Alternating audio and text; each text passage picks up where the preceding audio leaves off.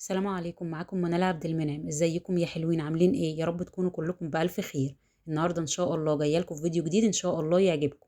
بس قبل ما ندخل على الفيديو حابه افكركم يا ريت ما تنسوش اللايك، وكمان ما تنسوش تشتركوا في قناتي على اليوتيوب وتفعلوا الجرس عشان كل جديد اعمله يوصلكم، وكمان تعملي شير لكل فيديو وانزله. وما تنسوش طبعا الكلام الحلو اللي بتكتبوه لي في الكومنتات.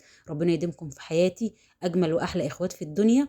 يلا نبدأ ونقول بسم الله الرحمن الرحيم، وكمان نصلي على الرسول عشان ربنا يبارك لنا في كل حاجة بنعملها. يلا نبدأ ونقول بسم الله الرحمن الرحيم. النهارده بقى ان شاء الله الروتين بتاعي بسيط. بدأت متأخرة ولكن عملت الحلو كله لولادي. ربنا يا رب يخلي لكم اولادكم ويرزق كل مشتاق بالذرية الصالحة، اللهم امين يا رب العالمين. طبعا النهارده بقى هجهز الغدا وكمان هعمل كده معاكم فطار سريع. قلت بقى افطر كده قبل طبعا ما ادخل على تنظيف الشقة، وبعد كده ابتدي اعمل يعني الاكل للولاد والحاجات اللي انتوا هتشوفوها معايا. بس دايما كده سمي الله وصلي على الرسول عشان ربنا يبارك لك في كل حاجة بتعمليها وما تحسيش انك تعبتي. طبعا بقى اول حاجة هعملها في يومي ان انا طبعا الحمد لله بصلي وبقول الاذكار بتاعتي، وبعد كده بفطر الولاد وبعمل حاجة افطر بيها. انا بصراحة بقى كان عندي الفطير اللي احنا عملناه مع بعض، وقلت كده اعمل كوباية شاي، وكان عندي كمان تين خدت كده اتنين يعني. وقلت افطر ادخل بقى على شقتي كده انضفها واظبطها، وبعد كده هبتدي ادخل على الغسيل. عندي شوية غسيل، ده اللي اخرني ان انا يعني اليوم بتاعي بدأ متأخر في تجهيز الغدا، بس ما فيش مشكلة برضو. قلت ادلع الولاد النهارده واعمل لهم برضو اللي هم عايزين. المهم طبعا جهزت الفطار زي ما انتم شايفين كده، ربنا يا رب يديمها علينا نعمة. وبعد كده بقى نظفت انا الشقة مع نفسي، وبعد كده دخلت على شوية الغسيل زي ما انتم شايفين كده. هنا بقى كنت مليت الغساله يا بنات، وحطيت طبعا المسحوق اللي انا بستعمله وكلوركس الوان، وابتدي هغسل الغسيل زي ما انتم شايفين. بصراحه كان عندي شويه غسيل محترمين، فقلت اخلص منهم وانشرهم وبعد كده ادخل على تجهيز الغداء. انا اتاخرت شويه في اليوم ده، بس مفيش مشكله برضو، عملت الحلو كله لاولادي الحمد لله. المهم ان انا هغسل شويه الغسيل، وبعد كده طبعا هم كانوا كتار شويه، فقلت افرد بقى المنشر اللي بحطه في البلكونه انشر عليه الفواتح زي ما انتم شايفين كده، والمنشر اللي في المطبخ هنشر عليه الهدوم اللي هي الغامقه. المهم دايما كده سمي الله وصلي على الرسول وانت بتعملي اي حاجه، عشان تحسي ان الحاجه بتخلص بسرعه، وتحسي ان اليوم بتاعك كله بركه وخير، وتحسي ان اليوم طويل كده وقادره تعملي فيه كل حاجه. المهم بقى يا بنات زي ما انتم شايفين كده بنشر الغسيل. طبعا المنشر انا شداه كده عند باب البلكونه لان الجو حر جدا، فقلت هنشر الغسيل وبعد كده برجع طبعا المنشر في البلكونه. عايزه اقول لكم بقى الفوط اللي انتم شايفينها دي حلوه قوي قوي يا بنات في تنشيف اي حاجه، يمكن انتم بتشوفوها في الروتينات معايا. بمسح بيها الازاز، الخشب، الرخامه، حلوه قوي، بتنضف بسرعه وكمان بتنشف بسرعه. المهم ان انا نشرت الغسيل ومسحت كمان البلكونه بعد طبعا ما نشرت الغسيل. وهنا كملت بقيه النشير في طبعا المطبخ، في البلكونه اللي في المطبخ. وبعد كده بقى دخلت على تجهيز الغدا، سميت الله كده وصليت على الرسول. وطبعا طلعت الحواوشي اللي انا كنت عاملاه معاكم وشلت منه وجبه، بس بصراحه حسيت ان هو مش هيكفي، فكان عندي كيس لحمه مفرومه طلعته هو كمان. وبعد كده بقى جبت الكبه وجبت بصله كبيره وقرن فلفل بقى حامي بارد براحتك خالص، وهضربهم بقى في الكبه زي ما انتم شايفين كده. وكان عندي طبعا اللي في العلبه دي الفلفل الالوان اللي انا كنت ضرباه معاكم، وحطيت عليه توم، وقلت لكم بقى طلعوا للحواوشي اطلعوا لاي حاجه محتاجه فلفل الوان وتوم يكون جاهز عندي. حطيت بقى كزبره ناشفه، شويه كده من الفلفل الاسود، كمان كان عندي نص كيس من التتبيله بتاعه الحواوشي، والملح طبعا هظبطه، وحطيت معلقتين كده من التتبيله بتاعه الحواوشي اللي هي عباره عن فلفل الوان وتوم. وبعد كده دعكتهم بايديا كويس ونزلت عليهم باللحمه زي ما انتم شايفين كده. طبعا دي ما كانتش جاهزه فبجهزها ان انا اعملها حواوشي، لكن دي كانت جاهزه كنت شايلاها من وجبه قبل كده. بس زي ما قلت لكم حسيت ان هي هتبقى قليله، فابتديت طبعا اعمل اللحمه المفرومه اللي كانت عندي. المهم ان انا جهزت التتبيله بتاعه الحواوشي. هبتدي بقى اجيب المفارش دي حلوه قوي، بفرشها كده على الرخامه لما يكون يعني مش عايزه الرخامه بتاعتي تتبهدل، بفرشها زي ما انتم شايفين كده. وهبتدي بقى اقطع العيش، وبحب بصراحه اجيب العيش المقاس الصغير، لان طبعا العيش الصغير ده بيبقى حلو لو الولاد مثلا خدوا واحد وعازوا تاني، يبقى كده احسن ما مثلا اعمل في العيش الكبير ممكن ما يقدروش يكملوه. المهم طبعا هجيب العيش بقى واقصه زي ما انتم شايفين كده عشان اعرف احشيه. العيش اللي انا بقصه ده يا جماعه مش برميه، بحمصه والولاد بياكلوه زي الشيبسي كده، يعني بحط عليه معلقه من السمنه وبفرده على صاج وبدخله الفرن، وبحط عليه شويه من الملح والفلفل، بيبقى طعمه زي الشيبسي بالظبط. المهم هنا بقى هبتدي اكور كده اللحمه وافردها في الرغيف، وعلى قد ما تقدري افردي اللحمه عشان يعني تستوي ما تبقاش نيه. المهم طبعا الحواوشي اكله حلوه وكلنا بنحبها كبار وصغيرين، بس بصراحه لما بنجيب الحاجه من بره تحسوا ان هي مش بتشبع. ده غير كمان لما بتكوني عامله الحاجه في البيت اكيد انت بقى بتعمليها كده، يعني بتبقى كلها خير كده وبركه، لان انت عامله الحاجه دي لاولادك او عاملاها لبيتك، فطبعا بتبقى حلوه قوي قوي. فكل حاجه نعملها في يعني بايدينا في بيتنا احسن وانضف. خلصت بقى الكميه كلها ما شاء الله. عندي بقى هنا الجريل بتاعي، هبتدي انزل بمعلقه من الزيت. حابه يعني تستبدليها بسمنه مفيش اي مشكله، بس السمنه يعني هتتحرق او هتاخد لون على طول. فانا حبيت ان انا احط زيت، على فكره ما احطش زيت كتير ولا حاجه. لو حابه ترصيه في صاج وتدخليه في الفرن على طول مفيش مشكله، بس انا بحب اعمل الطريقه دي ليه؟ بحس ان اللحمه ما بتكشش في الرغيف، بحس ان هي بتدنها ببركتها كده ومليالي الرغيف. بديها زي تحميصه كده زي ما انتم شايفين على نار طبعا عاليه. ببتدي ارصها في صاج وادخلها على الفرن. بولع من فوق ومن تحت تكمل بس سواء. اللحمه على فكره بتستوي على البوتاجاز، بس انا حابه زي ما قلت لكم اديها صدمه على البوتاجاز وبعد كده ادخلها على الفرن. اللحمه تكمل سواها وكمان العيش بتاعي يبقى مقرمش. دخلت بقى الصاجات او خلصت الكميه كلها، هم ما شاء الله عملوا معايا 3 صاجات، فدخلت بقى صاج كده. فقلت بدل ما اقعد لا انا همسح البوتاجاز وانضفه مكان برده ما يعني طرطشت الزيت وكده وانا بعمل الحواوشي. عايزه البوتاجاز بتاعي يبقى نظيف، وكمان عايزه بصراحه اغسل الحوامل لاني لما بسيبها بحس ان هي بتدهن وبتتعبني بقى لما باجي اغسلها. فحطيت بقى ايه، حطيت صابون، اي نوع صابون انت تستعمليه، وشويه كده من المسحوق البودره. اي مسحوق بودره بيلمع الاستانلس وبيشيل برده اي دهون. فحطيت شويه وجبت بقى السلك العادي، السلك بتاعنا العادي اللي هو البلدي ده بينضف قوي قوي. المهم بقى هدعك الحوض وهنضف برده الرخامه.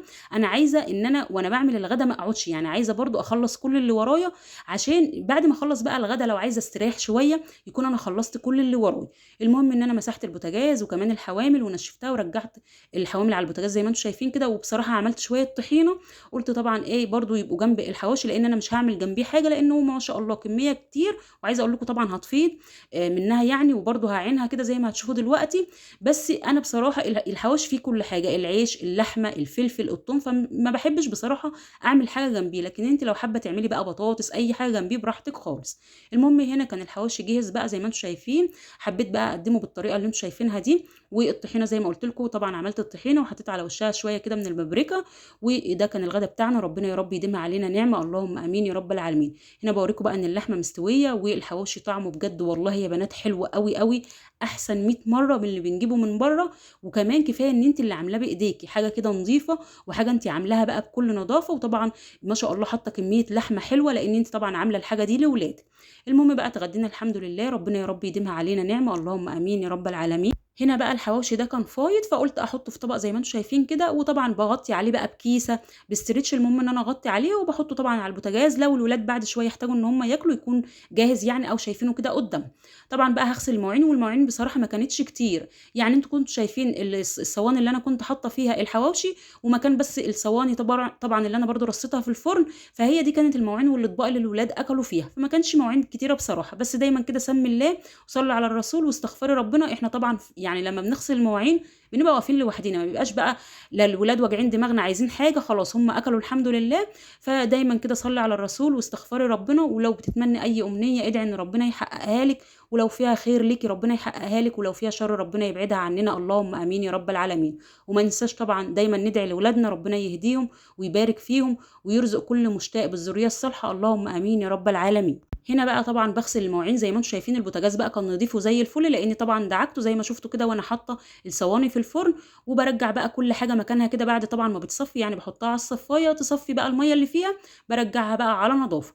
قلت كمان اغسل برضو العلبه بتاعه الزيت لان هي كان فيها شويه وخلصتهم وانا بعمل الحواوشي. قلت اغسلها واسيبها تصفي وابتدي برضو احط فيها زيت. انا عايزه اقول لكم العلبه باينه ان هي صغيره او الازازه دي، لكن هي كبيره بتاخد كميه كتيره من الزيت. بس هي بصراحه ما كانتش مليانه وانا بستعمل لها للحواوشي، كان فيها زي معلقتين او 3 كده، فقلت اخلصهم واغسلها وبعد كده احط فيها بقى زيت جديد يعني. المهم ان انا هنا بقى نظفت الرخامه، نظفت الحوض، جيت برضو على الورق الحائط ده. الفوطه طبعا فيها ميه بصابون وعصرها كويس وعليها كمان كلوريكس 5 في 1. بدعك الورق ده وبنضفه كده عشان برضو بيبقى عليه طرطشه من اي حاجه انا عملتها على الرخامه، برضو بدعكه كده وبنضفه وبخليه زي الفل بينضف وبتحس ان هو جديد. بس المهم ان طبعا ما تحطيش عليه ميه، يعني الفوطه اعصريها من الميه وابتدي مشيها كده على الورق زي ما انتم شايفين كده. ونضفت بقى الرخامه بتاعتي، البوتاجاز كمان نضيف، الارضيه بتاعه المطبخ نضيفه وزي الفل. برضو لمعت التلاجة، انا كده كده واقفه في المطبخ فبلمع كل حاجه في المطبخ زي ما انتم شايفين كده، كل حاجه نظيفه وزي الفل الحمد لله. هبتدي بقى اعمل ايه. بصراحه في اليوم اللي قبل ده كان زوجي جايب مانجا، فعايزه افرز شويه واعمل عصير، يعني ادلع بقى الولاد كده اعمل لهم عصير، لان انتوا طبعا عارفين ان الجو لما بيبقى حر بيبقى محتاج حاجه كده يعني تكون بارده وحلوه كده محطوطه في التلاجة. فقلت بقى ايه، اجيب المانجا، اشوف المانجا الطريه هي اللي هعملها عصير، والمانجا اللي انا حاساها جامده هي اللي هفرزها. المهم طبعا المانجايه دي لقيتها كده طريه، قشرتها وابتديت طبعا احطها في الشفشق عندي زي ما انتم شايفين، وبحط سكر، وهبتدي بقى في الخلاط او الهاند بلندر وابتدي اضربها، وبعد كده هبتدي اغطي عليها طبعا وادخلها التلاجة. هنا بقى خلصت العصير زي ما انتم شايفين كده. عايزه اقول لكم يا بنات، العصير لما تيجي تعملي اي عصير، لو انت دقت الفاكهه بتاعتك وحسيتي ان هي مسكره، بلاش تكتري سكر على العصير، بيبقى طعمه احلى بكتير. المهم ان انا طبعا ضربت العصير بتاعي زي ما انتم شايفين، وهنا بقى هبتدي افرز المانجا اللي انا حسيتها جامده. ودي مش كميه المانجا اللي هفرزها، يعني مش دي الكميه اللي انا بس هكتفي بيها وافرزها، لا انا هجيب تاني وهفرز. بس عايزه اقول لكم على حاجه يا بنات، لما بتيجي تفرزي اي حاجه وتجيبي منها كميه كتير، اولا بتحسي انك صرفتي كتير، ثانيا بتحسي انك بتتعبي. فانا بصراحه كل ما زوجي يجيب او انا اجيب، ابتدي افرز مثلا منجتين 3، بحيث ان انا برضو يبقى عندي خير الحمد لله في الفريزر، وفي نفس الوقت احس ان انا ما تعبتش. المهم طبعا ان انا قطعت المانجا مكعبات زي ما انتم شايفين كده، وكمان شرايح، وبعد كده هبتدي احطهم في العلب. انا بصراحه بحب احط كيس زي ما انتم شايفين كده، بيسهل عليا لما بطلعها من الفريزر. وهبتدي بقى ارصها، وبعد كده بقفل العلب وبدخلها على الفريزر. عايزه اقول لكم يا بنات والله بتقعد من السنه للسنه، طالما انت مستعمله نوع مانجا حلو. انا بستعمل نوع ايه؟ نوع نعوم. انا جربته مره واتنين ولقيته حلو جدا جدا في التفريز، ولما بطلعه بحس ان هو كانه فريش بصراحه. المهم بقى ان انا هخلص كميه المانجا زي ما انتم شايفين كده، وقلت بقى اعمل كوبايه عصير مش ليا على فكره، لمين عاملاها بصراحه لزوجي. قلت بقى الراجل يعني جايب لنا المانجا وجايب لي النوع اللي انا عايزاه، فقلت كده ادلعه واعمل له كوبايه عصير. طبعا العصير بصراحه انا ضربته زي ما انتم شايفين ومش مكتره عليه السكر، فهحط كده شويه من قطع المانجا، بتدي طعم حلو قوي قوي للعصير. وكمان هحط تلج زي ما انتم شايفين، وهبتدي بقى احط العصير واقدمها لجوزي او اديها لجوزي يعني بالف هنا. حطيت كده على الوش زي ما انتم شايفين قطع من المانجا، وبعد كده بقى خلاص هدخل طبعا المانجا اللي انا حطيتها في العلب في الفريزر، والمانجا اللي انا عملتها عصير هدخلها على التلاجة. شايفين بقى لونها حلو ازاي. هدخلهم بقى، وزي ما قلت لكم برده لما اجيب تاني هبتدي افرز تاني، لانها بتبقى حلوه بصراحه لما بتكون في الفريزر. طبعا هنا بقى العلبه بتاعت الزيت او الازازه بتاعت الزيت كانت صفت خالص، هبتدي انزل بالزيت زي ما انتم شايفين. وزي ما قلت لكم الازازه شكلها صغير لكن هي كبيره، بتاخد كميه كتير من الزيت. هنا بقى قلت اعمل لي فنجان قهوه، لان اليوم بتاعي بصراحه كان خلص وكنت تعبت، فقلت اعمل لي بقى فنجان قهوه كده يظبط لي دماغي. وطبعا لحد هنا الفيديو بتاعي هيكون خلص. لو عجبكم الفيديو يا بنات ما تنسوش اللايك، وما تنسوش كمان تشتركوا في قناتي على اليوتيوب وتفعلوا الجرس، وكمان تعملوا لي شير لكل فيديو بنزله. وما تنسوش طبعا الكلام الحلو اللي بتكتبوا لي في الكومنتات، عشان الكلام ده هو اللي بيعرفني ان الفيديو اللي بنزله بيعجب. عايزه اقول لكم بقى يا بنات ان احلى حاجه لما بتعملي بقى فنجان قهوه كده او كوبايه نسكافيه بعد يوم بقى حاسه انك تعبتي فيه او عملتي كل اللي وراكي، وتقعدي كده بقى تشربيه على رواقه. طبعا كان عندي بسكوت بالشوكولاته، قلت كده احطه جنب القهوه بيبقى طعمه حلو قوي قوي. ما تنسوش يا بنات اللايكات. ربنا يديمكم في حياتي اجمل واحلى اخوات في الدنيا، بحبكم في الله. وما تنسوش كمان تشتركوا في القناه. كنت معاكم منال عبد المنعم، سلام عليكم.